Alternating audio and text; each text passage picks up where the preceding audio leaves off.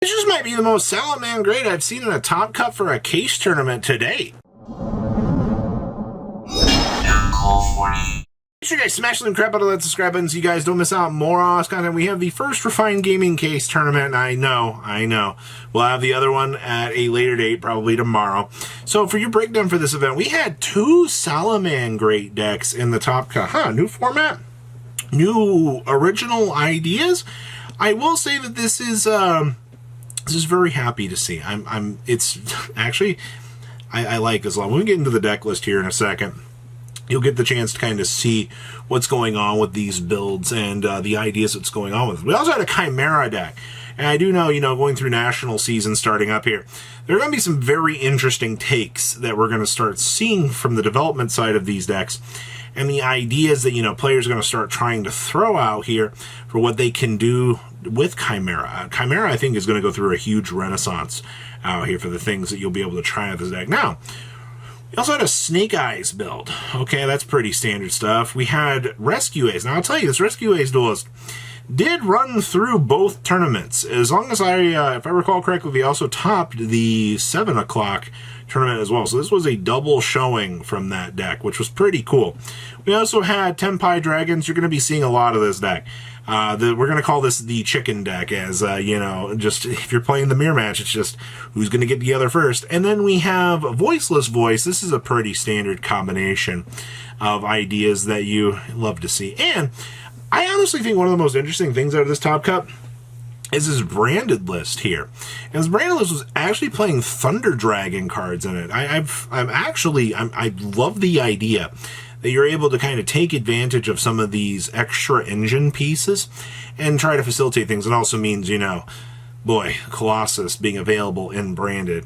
Yeah, it's not exactly something that you want to be seeing, but, it's just how the meta kind of develops. So, all right, let's pass on over to those deck lists. Running our first event here is the power of Rescue Ace. And, this is a very familiar thing to see, though 50 cards is very interesting to see. I do see that we have the Turbulences in here and the Gas.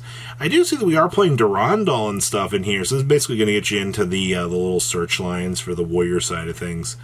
What in the world are you doing here? Well, it looks like we're playing an Eldritch the Golden Turd down here as a 2-of. Honestly, using this as an out to something and then the ability to put a 3,500 attack point monster on the field actually allows this deck some interesting chances to kind of finish up some games.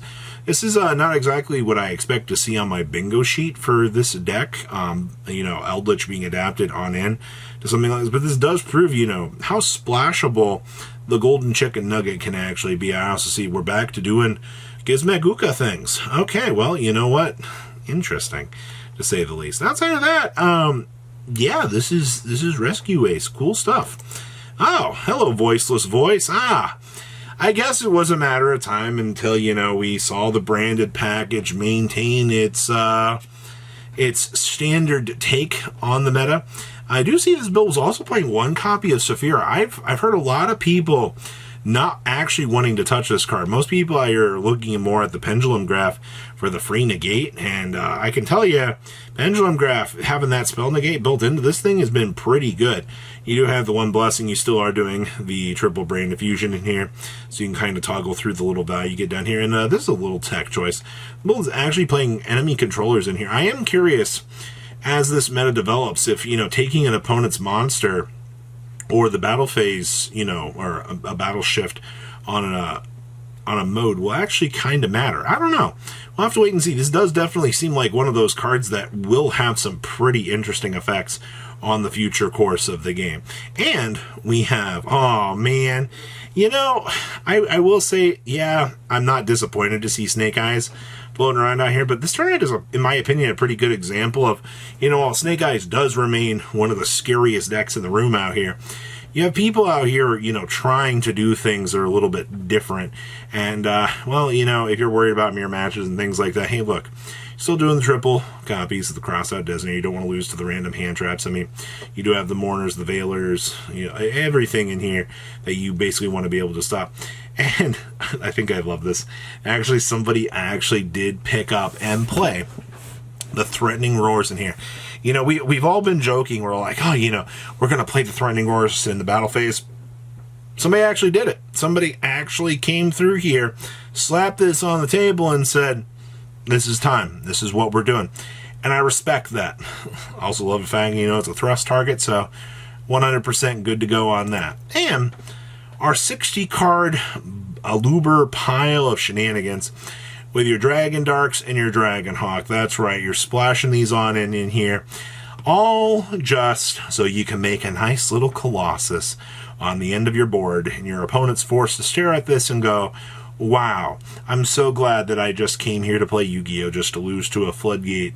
Honestly, the boards I think that this build can make are probably some of the scariest in here. Obviously, Mirror Jade Colossus, having, the branded in red set up in the back to smash on into the Chimera. These are all things we're pretty used to seeing, and those boards can get pretty stupid. I do see in here, we are playing the triple Lord Darkness, so you can have some filtering options. I already know people are going to be bugging out about this being 60 cards. They're going to be like, I don't like this. It's too heavy in terms of, sure. This is actually hilarious. We're actually playing Ido in here as well. And, of course, the Brand of Banishment. Okay. Now, what else we got back here? Gas, Empire Dragons. We are playing one copy of the Magnamut in here as the little extra hand trap.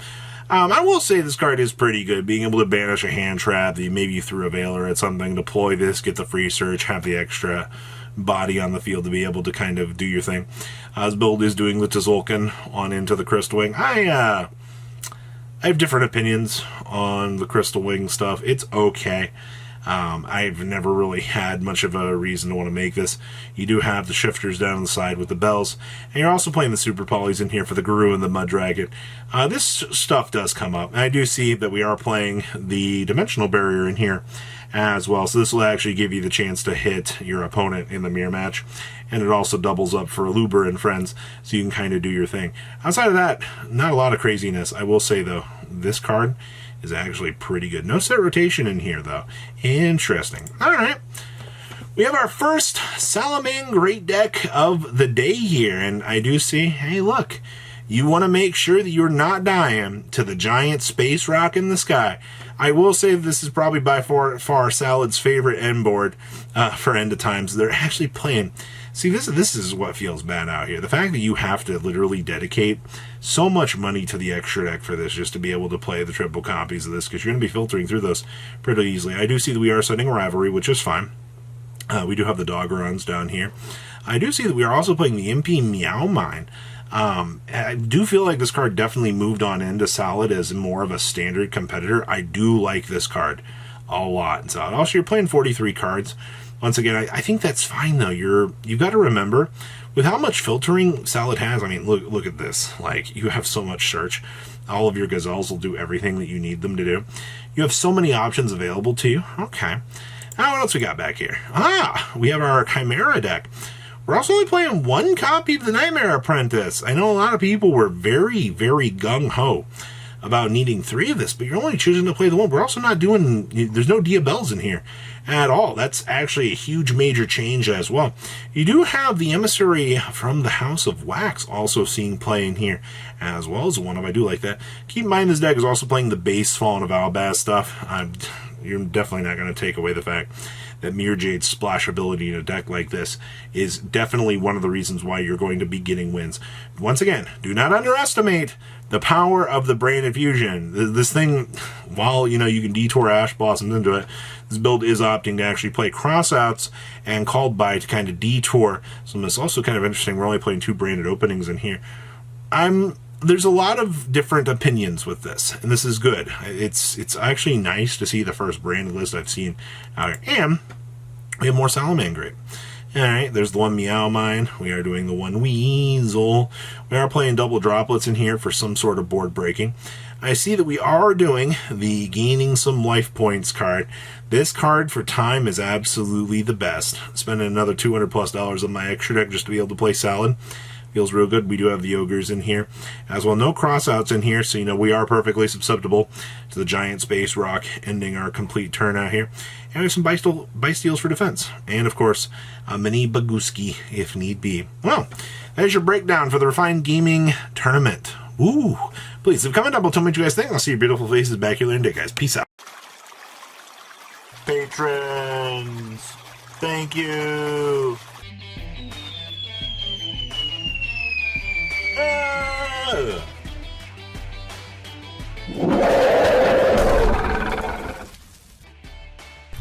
Thank you so much for watching. Check out these other videos.